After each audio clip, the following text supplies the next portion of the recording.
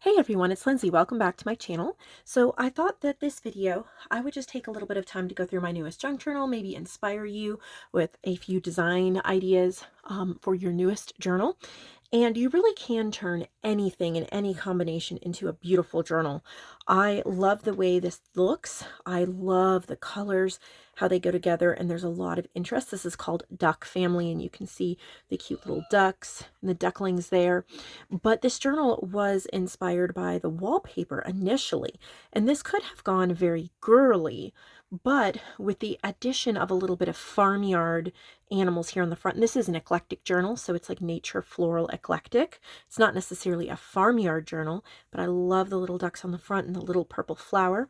The wallpaper is stitched on to a iridescent, pretty heavyweight purple cardstock. So this gives it a lot of heft.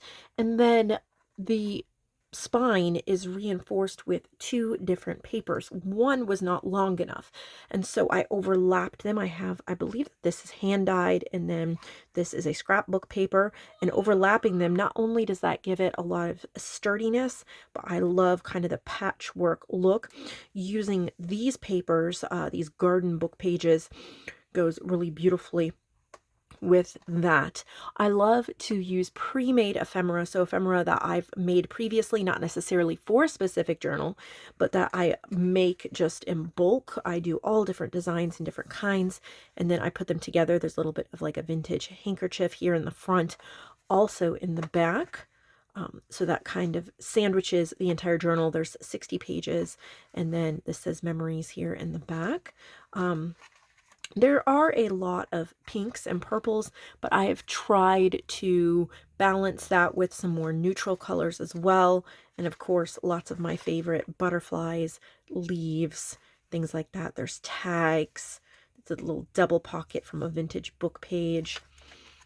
Have just one stencil. I like to usually keep it to one stencil, doing inking, spraying, also some jelly printed vintage book pages.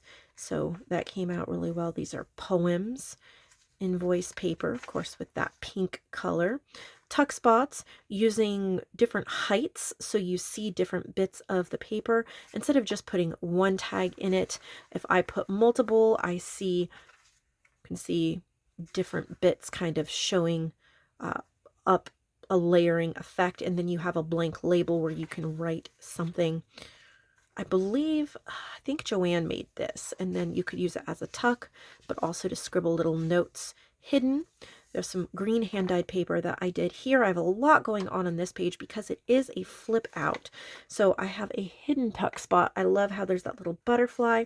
And then within the hidden tuck spot, I have a little pouch with another little butterfly. It's an embroidery book page, a punched butterfly, and so that tucks in there. But then this is also another butterfly, and then a little hummingbird tucks in there. So lots going on and lots of layers. I have some coffee dyed. I think my mom did these garden pages, some vintage wrapping paper. Michelle Wynn created this. I think it was actually, she usually sends me a thank you card when I sell her journals, and I like to keep the fronts and then reuse them. So there's a little card that says thoughts, but I really wanted this blue pattern poking out. It's a bluish purple that kind of plays off of some of the other pages as well. Collaging, there's some texture paste, or not, it's not texture paste. It kind of feels like some kind of a paste, iridescent wax paste with music notes. And again, we are layering. So we have a tuck spot on some paper here, and then some crispy coffee dyed paper, as well as a little printed postcard.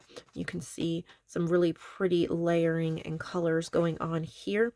And we have a vertical collaged journal card there, and then some strawberries tucked in there. I don't think that flips. Does that flip? No. It's got a nice little journal card there. I love the little wonky coffee dyed sewn pockets with the stamp. You'll see the stamp a couple times, 2 or 3 times throughout the book. I like to limit my stamps sometimes too, to keep a cohesive look, and then also not to have too many stamps around me. Some little cut aparts here that go really well with this picture. Or this little journal card here More collaging, some birds, some tracing paper. These are, I believe these are stickers, but you actually have to like cut them out and then remove the backing, but they are roses. So that's really pretty. And then this is a little bit of embossing, I think. Embossing paste or embossing. I don't remember exactly how I did that because I've had it for a while. Again, more collaging and stenciling. Tuck spots. We have hand-dyed paper here. I love the pen and the layering, the stitching, and the really neat tracing paper. Staying a little more simple here. Got places to journal. This is a belly band where you can tuck things in with, again, a butterfly. We have a beautiful flower here and a library card. The library card is here in the middle of the book instead of in the back. That way you can move it wherever you want and journal on it. Another tuck spot here. Strawberries, mirroring strawberries earlier. And we have some writing and some great washi tape. This, I think it flips open yet for more journaling. Again, that vintage wallpaper, hand-dyed papers, and stencils. We have little journal cards with some flowers. We have a flower mirroring this flower, but I love the randomness of the little log cabin postage stamp. Again, the invoice page, the jelly printed vintage page. And this is a top tuck. You can journal on it where it says the best day, and then you could tuck pictures up in there as well. Again, you'll see that floral stamp. And then this has been hand-dyed, stenciled, stamped, and stitched. And in the back, it says memories. You have date, time, place. So instead of a library card, you have memories. You can journal around the edge here and also up there. So 60 pages. Love how this came out. It's nice and sturdy and it very fun, different, eclectic to play with.